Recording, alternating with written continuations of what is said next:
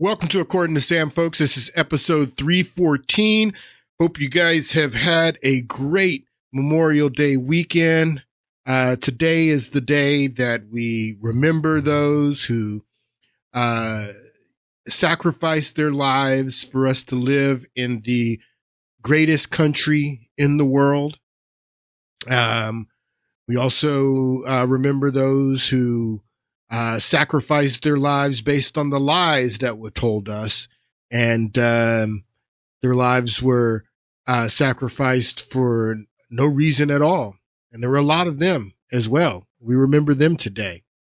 We're getting back into going to pick up where we left off in the last few podcasts. We've been telling the story about the cover-up of Joe Biden's cognitive and physical decline leading up to the 2024 election.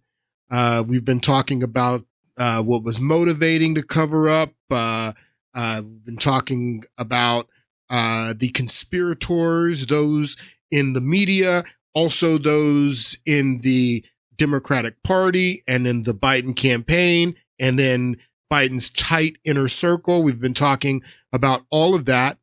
And we're going to get back into that today. I have a lot to share with you guys. Again, just going to pick up where we left off in the last podcast. And I want to pick up reading the letter that Joe Biden, it was put out on Joe Biden's social media account. We don't know that Joe Biden wrote this letter. We don't have any idea who wrote this letter.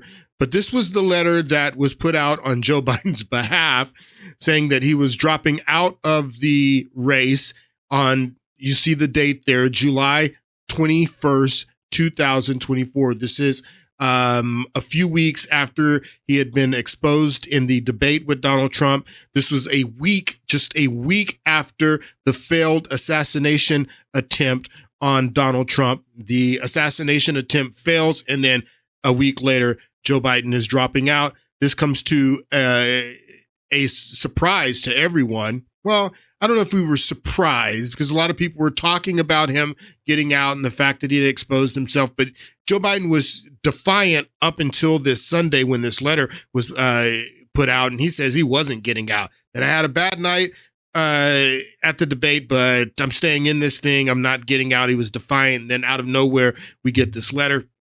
I want to read the letter to you because I said in the last podcast that this initial letter didn't mention Kamala Harris. It's not entirely true. He does mention Kamala Harris in the last paragraph. But Joseph R. Biden Jr., my fellow Americans, over the past 3.5 years, we have made great progress as a nation. Today, America has the strongest economy in the world. We've made historic investments in rebuilding our nation, in lowering prescription drugs for seniors, and expanding affordable health care to a record number of Americans. We provided critical needed care to 1 million veterans exposed to toxic substances, passed the first gun safety law in 30 years, appointed the first African-American woman to the Supreme Court, and passed the most significant climate legislation in the history of the world. America has never been more positioned to lead than we are today. I know none of this could have been done without you, the American people. Together, we overcame a once-in-a-century pandemic, the worst economic crisis since the Great Depression. We've protected and preserved democracy, and we've realized and strengthened our alliance, revitalized and strengthened our alliances around the world. It has been the great honor of my life to serve as your president. And while it has been my intention to seek reelection, I believe it is in the best interests of my party and country for me to stand down and to focus solely on fulfilling my duties as president for the remainder of my term. I will speak to the nation later this week in more detail about my decision. And this is where he mentions Kamala Harris. For now, let me express my deepest gratitude to all of those who have worked so hard to see me reelected. I want to thank Vice President Kamala Harris. It's the only time I want to thank Kamala Harris, but he's not endorsing her, for being an extraordinary partner in all of this work. And let me express my heartfelt appreciation to the American people for the faith and trust you have placed in me. You stole it, bro. No one believes you won. This guy he could have never gotten elected in 2020 without COVID. No way. No way. He was campaigning in his basement the whole time. I believe today, what I've always have, that there is nothing America can't do. We do it if we do it together, when we do it together. And, we just have to remember that we are the United States of America. He signs July 21st. So he puts this out. See the time here that he puts it out. This is 10:46 a.m. my time. And then he puts this tweet out on the same social media account. And this is where he endorses Kamala Harris. This is 27 minutes later. Boy, I would have loved to have been a fly on the wall at his house with that group. Who knows who wrote this and what the conversations were or had there after he put out this letter. Now, he put this letter out, and over those 27 minutes, all the news was reporting Joe Biden has dropped out. Joe Biden has dropped out. Who is going to replace him? They had no idea who was going to replace Joe Biden. And then 27 minutes later, they put out this tweet, and who knows who's writing all of this? Is this Hunter? Is this Donlin? Is this Edith? I call Jill Biden Edith because she's essentially Edith Wilson. But when I say Edith, I'm talking about Jill Biden. But 27 minutes later, they put out this post on X. My fellow Democrats, I have decided not to accept the nomination. Yeah, we already know that. 27 minutes ago, you put out the letter saying that you were dropping out. We already know that you're not going to accept the nomination. My fellow Democrats, I've decided not to accept the nomination and focus all my energies on my duties as president for the remainder of my term. My very first decision as the party nominee in 2020 was to pick Kamala Harris as my vice president. No, she was forced on you. Kamala Harris was forced on you by black voters because you were looking and vetting Gretchen Whitmer, the governor from the important swing state, Michigan, who had the executive experience. But Kamala Harris was forced on you. And you got to understand, people, this was the beginning of their problems. I'm telling you about this corrosive problem in the Democratic Party. This is the beginning of their problems, is when they let African-American activists and operatives force Kamala Harris onto the ticket. And she was such a weak candidate. That way, when he's exposed and he can't run anymore, then Kamala Harris is left there and she can't win. Whitmer would have been a much better candidate in 2024. But all that aside, Kamala Harris was forced on the ticket. So this, my very first decision as president was to pick Kamala Harris. No, she was forced on you. You wanted Whitmer. Edith, Jill, she wanted Whitmer as well. And it's been the best decision that I could have made. No, listen to what he's saying here. My very first decision as the party nominee in 2020 was to pick Kamala Harris, and it's been the best decision that I've made. What are you talking about, bro? She's the most unpopular vice president in the history of vice presidents since we've been polling vice presidents. Kamala Harris is the least popular vice president in history. What are you talking about? It's your best decision. It was a stupid decision, and you caved to the pressure to black activists. That's how she ended up on the ticket. Today, I want to offer my full support and endorsement to Kamala Harris to be the nominee of the party this year. Democrats, it's time to come together to beat Trump. Let's do this. So this post endorsing Kamala Harris came out 27 minutes after the post dropping out. Again, who knows if Joe Biden wrote this? Who knows who was running this? What the discussions were? there at HQ over that 27 minutes. And if he's going to endorse her, and that was his initial thought, why didn't he endorse her in the letter? Why didn't he endorse her in the initial letter? All right. So this article came out.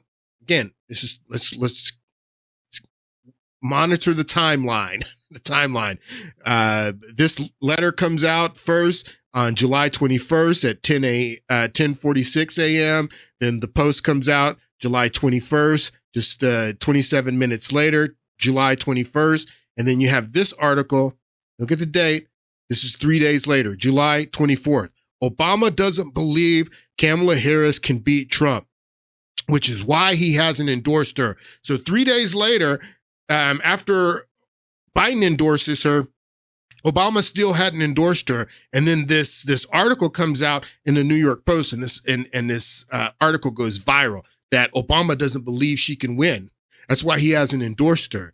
And I want you to listen to what they say here in this clip. So what we've seen in the last week since Sunday, when President Biden posted that he was leaving the presidential race, is some sort of crazy behind-the-scenes activity. Crazy behind the scenes. President Barack Obama, who is really the de facto head of the Democratic Party. Obama running everything. A lot of people have told us on background. And he really wanted Biden to leave the race. I mean, he was behind the scenes with Democratic donor and actor George Clooney, who penned the op-ed to the New York Times suggesting very strongly that Biden step down from the race. It was interesting that former Illinois Governor Rod Blagojevich, in a piece in the Wall Street Journal, actually did a piece about Obama working behind the scenes as an old Chicago ward boss, sort of dictating who should run, who should not run. Mm-hmm.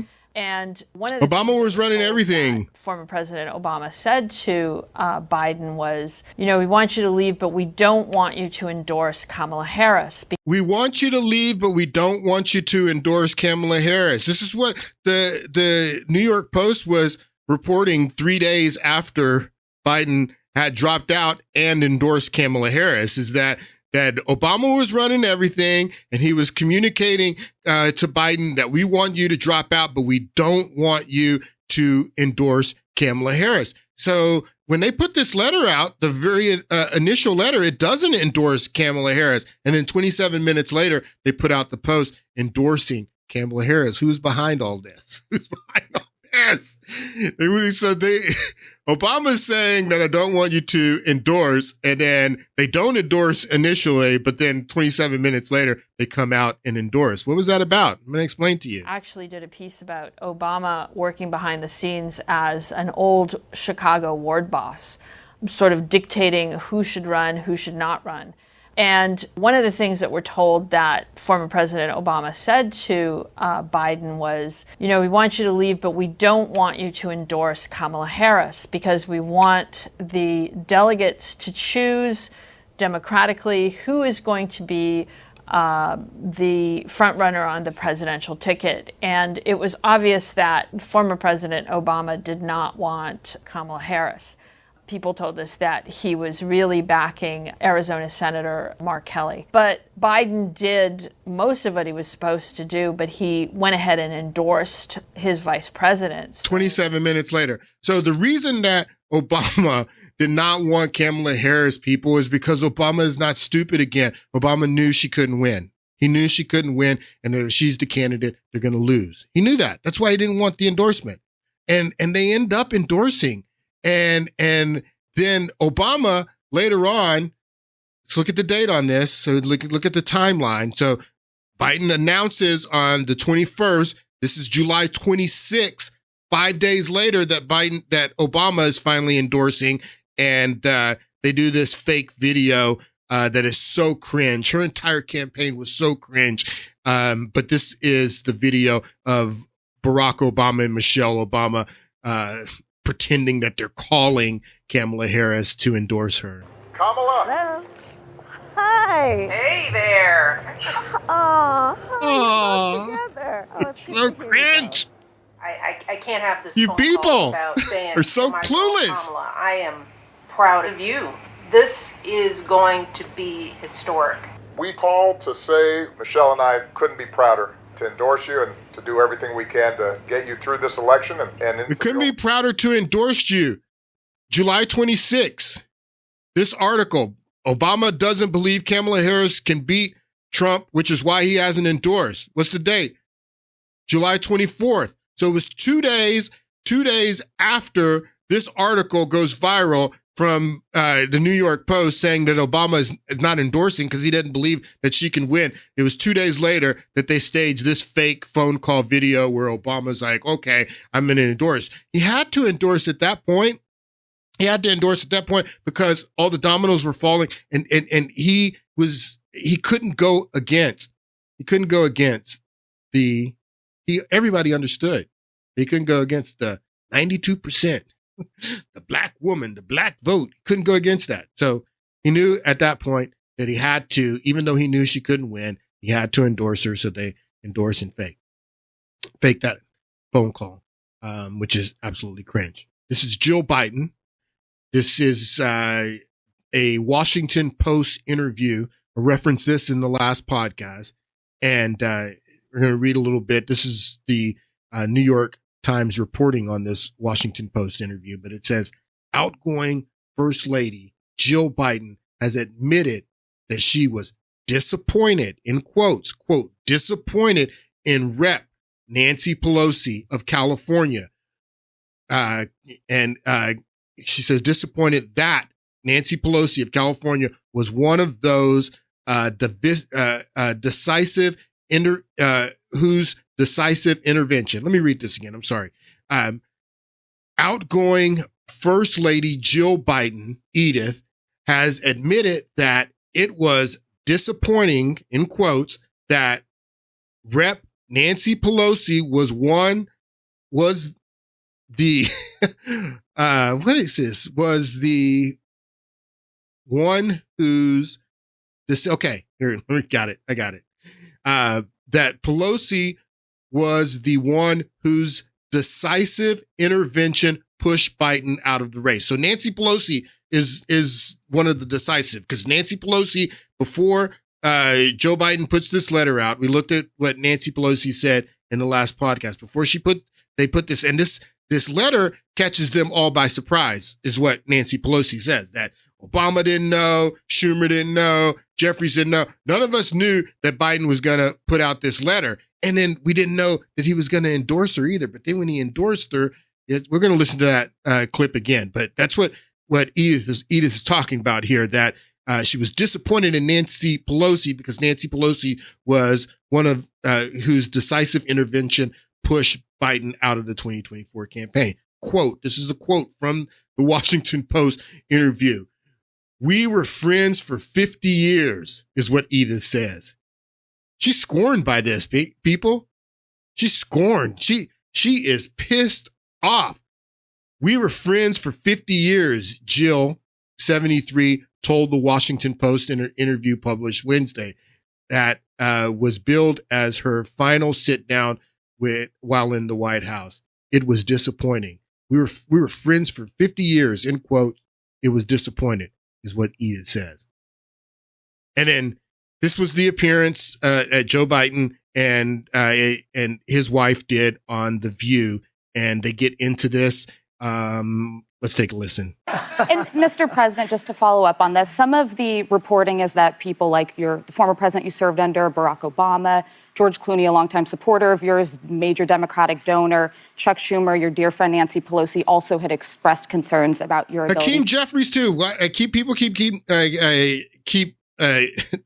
leaving Hakeem Jeffries out of the group. The group was Obama, Clooney, Schumer, Pelosi, and Hakeem Jeffries. That was the group. And that's the question that's asked here about this group working behind the scenes to replace Joe Biden and to also replace Kamala Harris.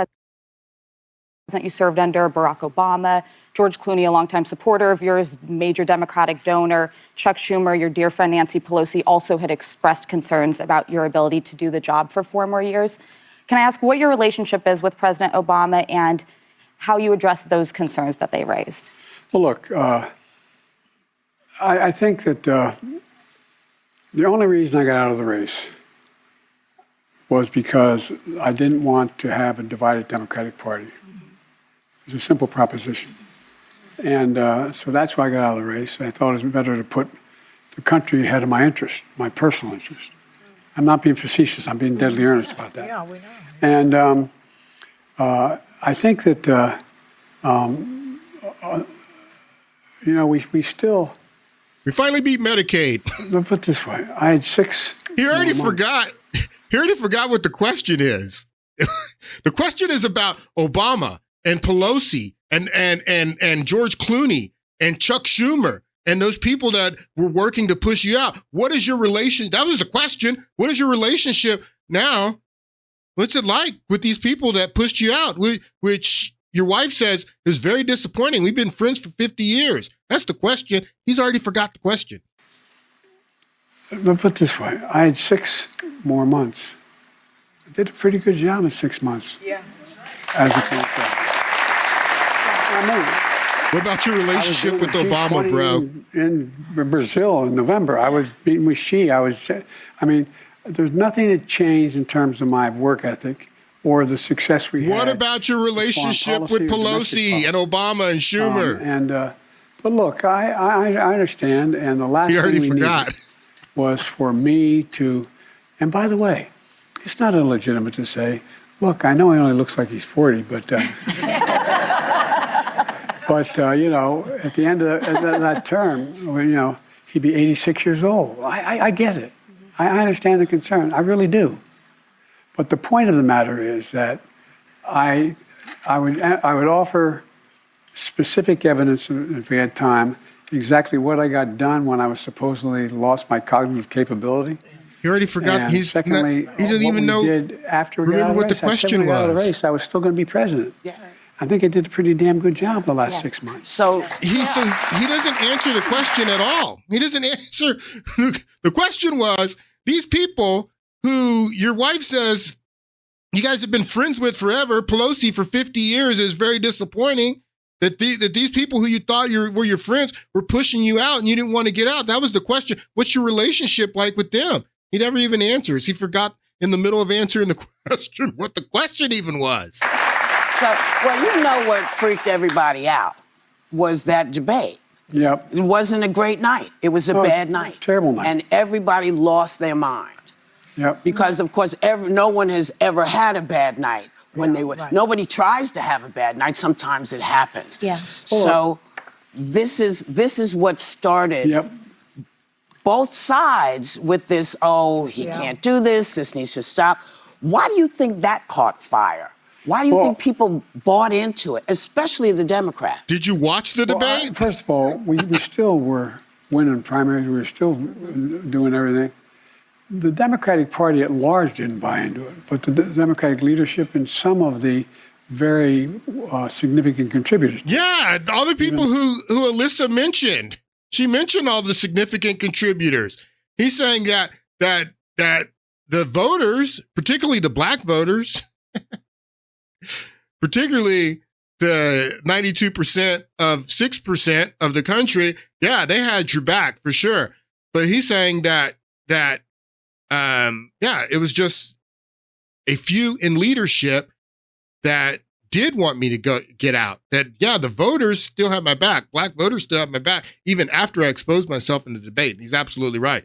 There was a lot of other voters besides black voters who were trying to get Kamala Harris over the finish line that thought that he should drop out. But the question that Alyssa asked is specifically about these people in leadership, like Nancy Pelosi, like Chuck Schumer, like Hakeem Jeffries, your friend George Clooney, Barack Obama, who you served under. Those are the people pushing you out. And what's your relationship like with them is the question. Well, first of all, we still were winning primaries. We were still doing everything. The Democratic Party at large didn't buy into it, but the Democratic leadership and some of the very significant contributors did. Obama. Even though we raised enormous, like when I left the race, Kamala had hundreds of millions of dollars. She had the best organized campaign. Every state was organized, et cetera. But, what happens is that it took on a life of, and I had I'm going to say something outrageous. I've not lost many debates in my life. I've been pretty good at doing that. I was sick. I was sick. No excuse. I was sick. This is the first time that I've ever heard watching this interview. When I first watched it, I was like, never heard this before, ever. That the reason that he did bad in the debate is because he was sick. This is an excuse that he is making that makes its debut in this interview on The View, where he says, I was sick. That's why I did so bad in the interview. Not because I had cognitive decline. I was sick. I'm going to say something outrageous. I've not lost many debates in my life. I've been pretty good at doing that. I was sick. No excuse. It is an excuse. It's an explanation. It's an excuse. I had a bad night. Yeah. And I had, anyway, I'm not going to. Did you immediately know you had had a bad night? Yeah, I did. But even after that, the polls just showed me down by 2 points. And Hannah, Joe came on. I went onto the stage after the debate. I mean, we all saw it. It was terrible. So Joe looked at me and he said, I'll use screwed up. He said, he didn't say that. And I said, yeah. We all know Joe Biden. We know what he said. And I said, yeah, you did, Joe. But we have hundreds of people waiting for us. Put your shoulders back. Walk out there. Be who you are. And we were not going to let 90 minutes of a debate define his presidency and all those years of service. Well, Dr. Biden, I do want to ask you, naturally, you are your husband's fiercest advocate and a close advisor, and it's been reported that you created a sort of cocoon around him and kind of limited his interactions with the media and others.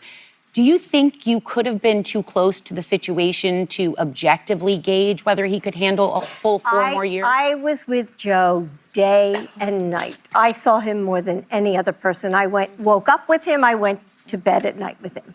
So I saw him all throughout the day, and I did not create a cocoon around him. I mean, you saw him in the Oval Office. You saw him. Everybody saw. He wasn't hiding somewhere. I didn't have him, sequestered in some place. I mean, that's wish he had. Was that hurtful to you when they were describing you as Lady Macbeth and all of Yes, those? it was very hurtful. It was very hurtful, especially from some of our so-called friends. Yeah. Especially from some. It was very hurtful, especially from some of our so-called friends. Pelosi. Very disappointed in Pelosi. We've been friends for 50 years, is what Jill says. 50 years, and it was very hurtful for our friends.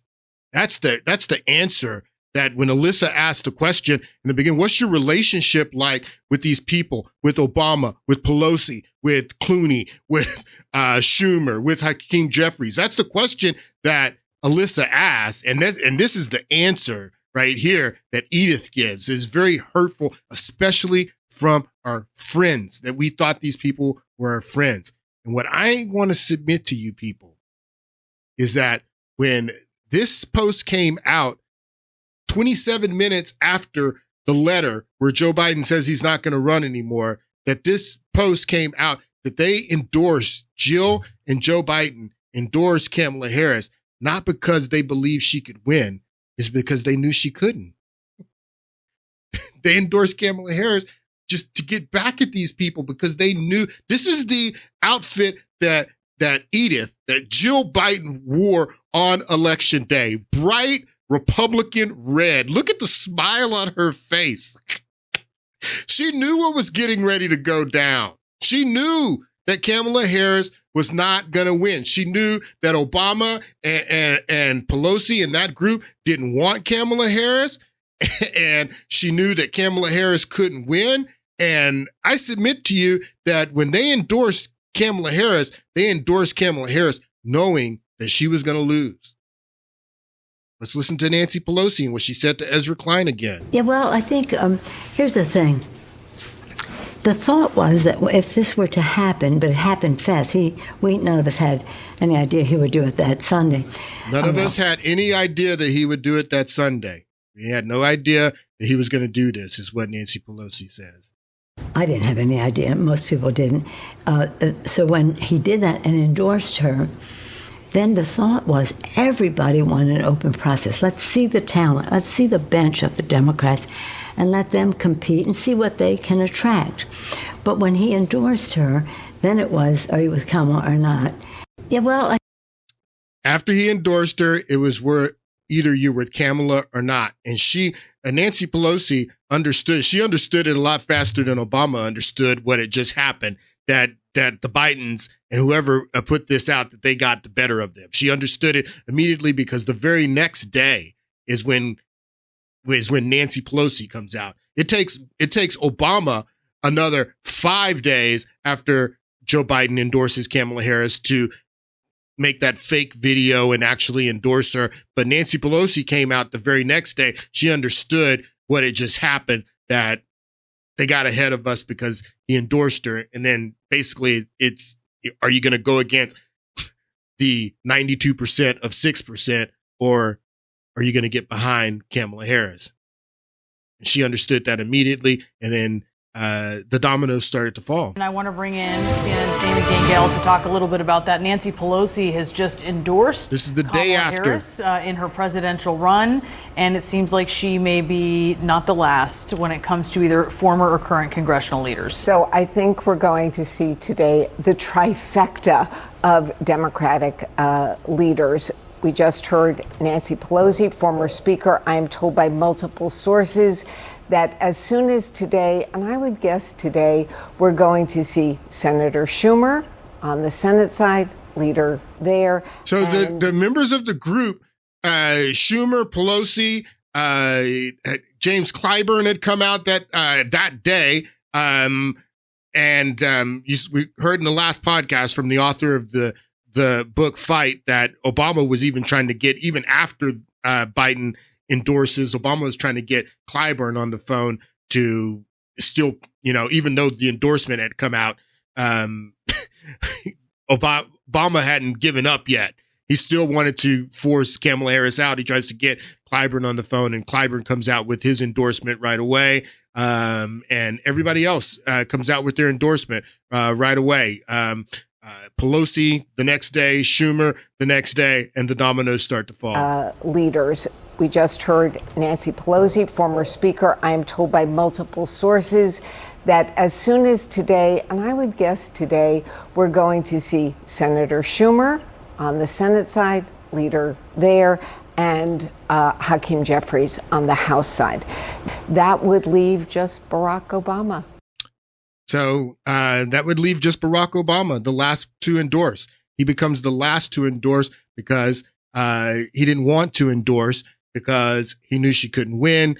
And then this article comes out. Obama doesn't believe Kamala Harris can beat Trump, which is why he hasn't endorsed her. And then 2 days later, they do this fake video where he endorsed her, and he finally has to fall in line. But Obama, that's why when he was campaigning, this is one of my favorite pictures of him campaigning for Kamala Harris. And you can see the look on his face. He knows what's about to go down, people. Everybody, they knew. Not everybody, but he knew. Pelosi knew. Jill knew.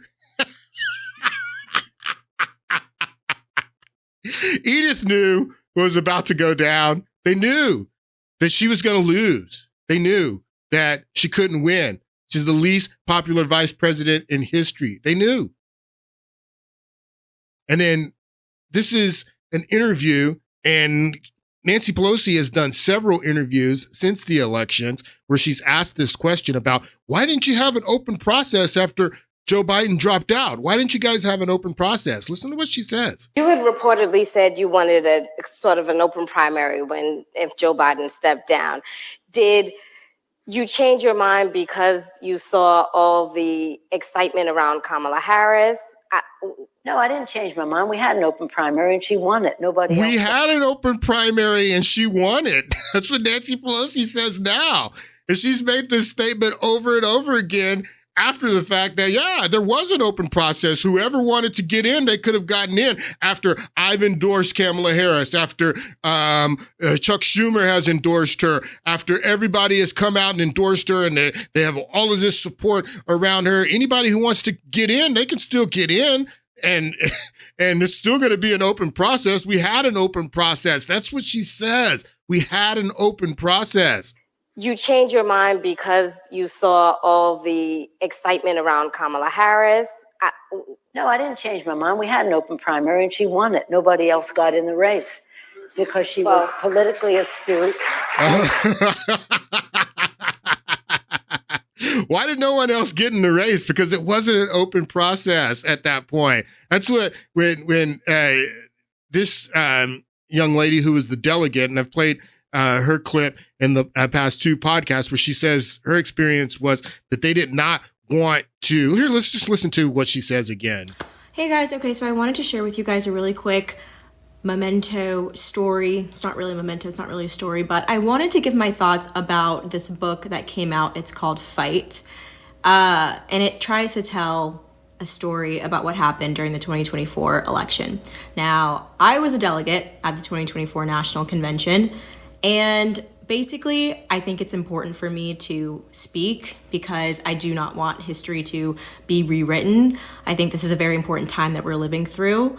And a time that we are realizing as a nation, as a national consciousness, that there is a problem with democracy in this country, and there's definitely a problem with presidential primaries, particularly in the Democratic Party and the way that it's run. So the problem with the book, Fight, is that they tried to say that they wanted an open convention. The Democratic ruling elites did not want an open convention. Okay, Obama, Pelosi, Schumer, whoever is in the top 1 to 5%. And let me tell you what they didn't want. They did not want a divided convention. That's what they did not want. They didn't want to go to the convention and have a floor fight and then Democrats come out divided after the convention. So that's why they, at that point, what they actually did, when Pelosi says here that we had an open process after Joe Biden dropped out, they had this quasi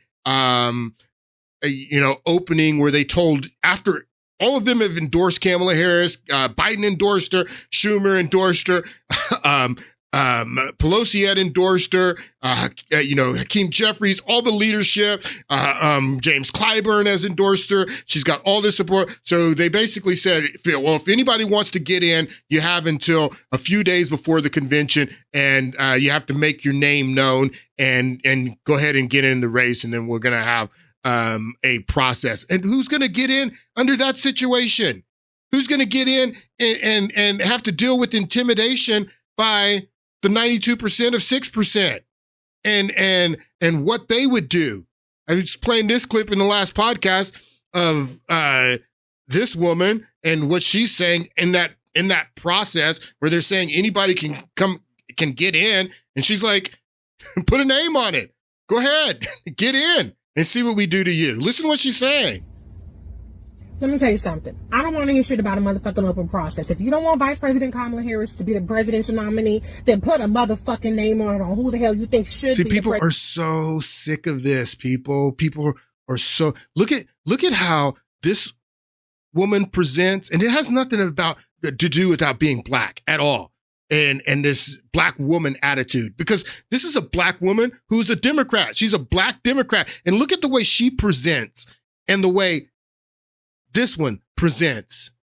It's just, people are so sick of this. And this is what anybody who would have jumped in the race when Nancy Pelosi is saying we had an open process, they would have had to deal with this Shanae. This is Shanae. This is Gina.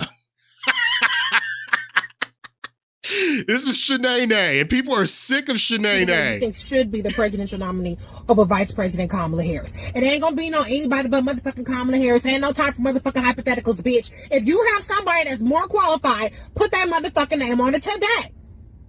You're not gonna sit up here and run these motherfucking whisper campaigns, try to sow dissension, sow confusion, and try to drag her motherfucking unfavorables up and try to sit up there and her unfavorables? What are you talking about, her unfavorables? unfavorables. She's the most unpopular vice president in the history since we've been taking polling. What are you talking about her unfavorables? You crazy? You people are so crazy. You make up 6% of the population and you think that you call all of the shots. You have such ratchet attitudes and people are so sick of this. Without putting forth another motherfucking person. Who's the person that can beat her and who's the person that can beat Donald Trump? Put a name on it, bitch. Let us have the motherfucking competition. If you want a competition, let it be a fucking competition. Can't nobody run against anybody. So who's going to jump in? Who's going to jump in and deal with this type of intimidation and this type of pressure, which would have been expected of anybody who would have gotten in the race?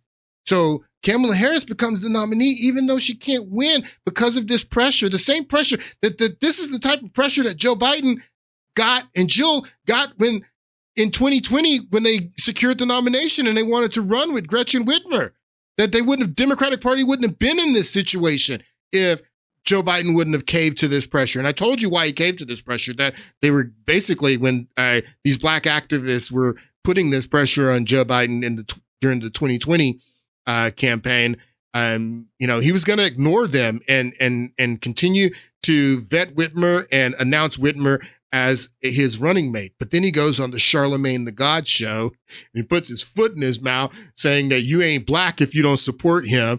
And then these activists, these operatives use that and says that racism and saying that black people are monoliths. They feigned like, they were offended that he said that you ain't black, which that is what they believe, is what all of these black activists believe, that if you vote for Trump, that you ain't black. Only thing that Joe Biden said is what they believe. They say the same thing, that you ain't black if you don't vote for Joe Biden, but you can't say it because you're white is what happened. And then after he puts his foot in his mouth in that interview, then they force him to put the most unpopular vice president in history on the ticket. So that's how she ends up on the ticket, because of that intimidation from people like this. And then when the 2024 election comes around and Joe Biden has to drop out, the same group, this 92% of 6%, they intimidate anyone else from entering into the race, is basically what happened. And people are so sick of this. This is why I brought up this picture. This is from the 2016. This was after Trump is inaugurated in 2017, the Women's March. And this black woman went viral with this sign, "Don't forget white women voted for Trump." Well, these white women didn't vote for Trump. These white women are there protesting Trump. And you need to understand, you make up 6% of the population. You have to build alliances. You have to be able to work with white women that have your political philosophy. That this 6% of the population believe that white women should follow them, that they are the leaders and what they say go. And we're calling all the shots in the party. And if you don't pick the candidate, the black woman, then we're going to stay home and let Hitler become president of the United States. And that Project 2025 is so bad, and Trump's going to bring in Project 2025. But if you don't support the candidate with the skin tone and the complexion that we say, then we're going to let Trump bring Project 2025 in. That we call the shots, and that it's our way or the highway, is what 6% of the population that vote for Democrats, the black woman in the Democratic Party, they feel that they have to call all the shots. The Democratic Party is run by black women and gay black men. They're running everything, and they need to. They don't want to make alliances even with white women that are Democrats. They have the same, they vote for the same candidates. She voted for Hillary Clinton in 2016. These white women voted for Hillary Clinton in 2016. But there's racism. There's racism that prevent them from forming alliances with white women. Because there's a lot of black women in the Democratic Party that are racist against white women. There, I said it, but they are. They're not only racist against Republican white women, they're racist against Democratic white women as well. So they can't build alliances with them. It's either our way or the highway. Has to be Kamala Harris. Has to be a black woman. And people are so sick of it. This was a picture that went viral during COVID. This is a black woman at the University of Michigan, and she's got this sign up. This is what the sign says. It says, "Free masks and gloves for minorities only. $10 per item for white people." So this is during COVID, and she's got masks and gloves there and stuff for people during the when we were in the middle of the coronavirus pandemic, and $10 per item for white people, but free for minorities. This is the type of racism that a lot of black people have in the Democratic Party. There's a lot of racism in this country. The racial tensions in this country are more intense than they've been ever in my lifetime. And it's crazy. But there's a lot of black women in the Democratic Party that have this was a video that went viral after Roe versus Wade was overturned in 2022. I want you to listen to what she says. Or this was, when did Roe versus Wade? Roe versus Wade was overturned in I think it was 2022. This video comes out in 2022. I'm not sure exactly when Roe versus Wade was overturned, but listen to what this black woman says, and she's addressing white women. So we all see what has happened with this Roe versus Wade situation. We already knew this was how it was going to go down. Dear white women, listen.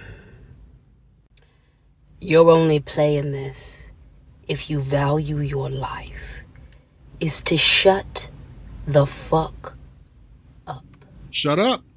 Your only play is to shut up. Exclusively to black, brown, and indigenous women, femmes, and non-men.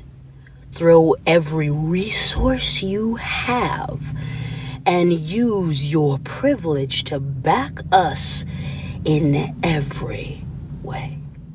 So white women are privileged, and this is the way they think. I'm going to explain to you the way these people think. But what she says is that white women, your only play is to shut the F up and follow black, brown, and indigenous women. You have to follow us because we know what's right, and you need to use your privilege to back us up. And this mindset is so common on the left. This is the corrosive, the most corrosive element that is bringing down the Democratic Party. This mindset, this identity politics, this focus on demographics and ethnicity, and there's a lot of racism in the Democratic Party. This is when Van Jones had his show on CNN, a discussion that he's having with a black female Democrat and a black male Republican. And I want you to listen to what the black female Democrat says here. And you got to understand that what the point of view that she's expressing here is a point of view that is widely accepted in the Democratic Party by many liberal white women and also liberal black women as well. Mm-hmm. There is a gap now between African American men and African American women on this question. 96% of black women voted for Hillary Clinton. 88% of black men voted for Hillary Clinton. That's almost a 10-point spread. Why are black men more open to this message than black women? Well, I think that we have to recognize the intersection at which black women exist. Intersectionality. We deal not only with racism, but we deal with sexism every single day. So understand what she's saying. She's saying on the victimhood chart, we got 2 marks because not only are we black, but we're also female. That because we're black and female, then we deal with racism and we deal with misogyny. So we got 2 marks on the victimhood chart. White women, you only have 1 mark on the victimhood chart. You can only claim misogyny, but because you're white, you can't also claim racism. So because we have 2 marks, and if you are a gay black woman, then you get 3.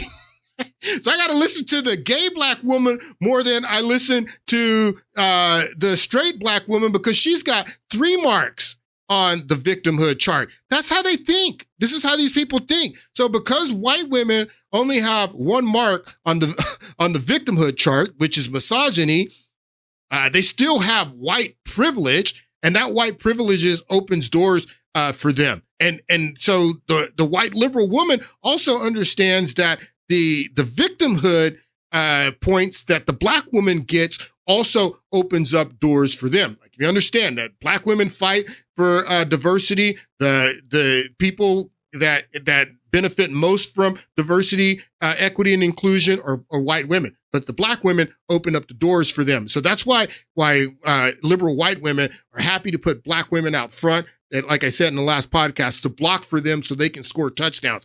They put the black woman out front because they understand that the black woman is going to open up doors for them because the black woman has more victimhood equity, so to speak. So that's what she says here. So Van Jones asks, why are black men breaking for Trump more than black women? And she says, listen. Message than black women.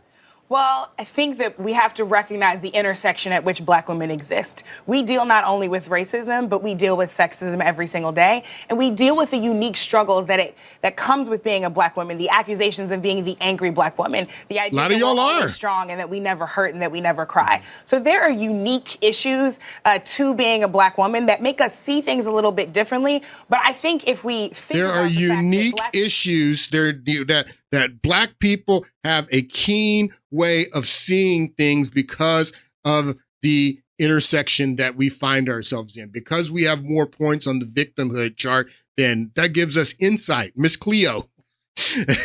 Or in the Matrix, the Oracle, that gives us insights. We're wise because we have more victimhood points. This is what she's saying. And that we never hurt and that we never cry. So there are unique issues to being a black woman that make us see things a little bit differently. But I think if we think about the fact that black women are often right, I would like to say. Black women are often right. I'm not going to disagree with that. We can look at the victory of Doug Jones in Alabama. It was owed in a great deal to black women. So I believe that actually following the lead of black women is always a wise choice. Following the lead of black women is always a right choice. Following the lead of black women. You have to follow the lead of black women. That's the same thing this woman says. Follow the lead of white women. Shut up and follow the lead of black women. It's our way or the highway. That's what happened in 2024. And then they force Kamala Harris on the ticket to be the nominee, force everybody in the party to accept it, even though they know she can't win. And then when she loses, you blame racism and misogyny. Why did she lose? Because she's unpopular. That's why she lost the Democratic primary in 2020. That's why she didn't even run it. She dropped out before any of the primaries because she was polling so low. Why was she polling so low? Because Democrats are misogynist? I mean, Amy Klobuchar was polling higher than her. Elizabeth Warren's a woman. Oh, maybe. Okay, so the racism. It's the racisms that made Democrats not want. No, she's unpopular. She's unpopular. The woman is a buffoon, to be quite honest. But you guys forced her. You forced her to be the nominee. And then when she loses, you blame racism and misogyny. What's wrong with you people? These are some clips from the DNC chair forum that I played I played the one in the last podcast where they asked in the beginning of this forum, were racism and misogyny to blame? And then they all raised their hand. But these are some more clips that happened. And I want you to notice how these black women present themselves that are running for chair of the DNC. It is my desire to be the next DNC chair, and I just want to give you all a little bit of something that's been on my heart here over the last couple of days. You fight on. So what is this about? Why do you have to be the only one singing? No one else. Marianne Williamson isn't singing. I mean, none of these other people. Why do you have to come out here and what is this about? And sing Negro spirituals in the middle of a forum to pick the next DNC chair? What is this about? On my heart here over the last couple of days. You fight on, you fight on, you fight on, you fight on. Hello, Democrats. Hey, I am speaking, and I would love your attention. There is a black woman at this podium, and I deserve your attention like the 11 people who went before me. Yes, I am speaking. Good evening, Democrats. Look up here. 3 strong black women standing before you. What is that? So who cares that you're 3 strong black women? How does that make you a better chair of the DNC? Why should we pay special attention to you because you're 3 strong black women? Why do you have to lead with that? Is there anything else that you offer besides being a strong black woman? And people are sick of this, people. People are sick of this.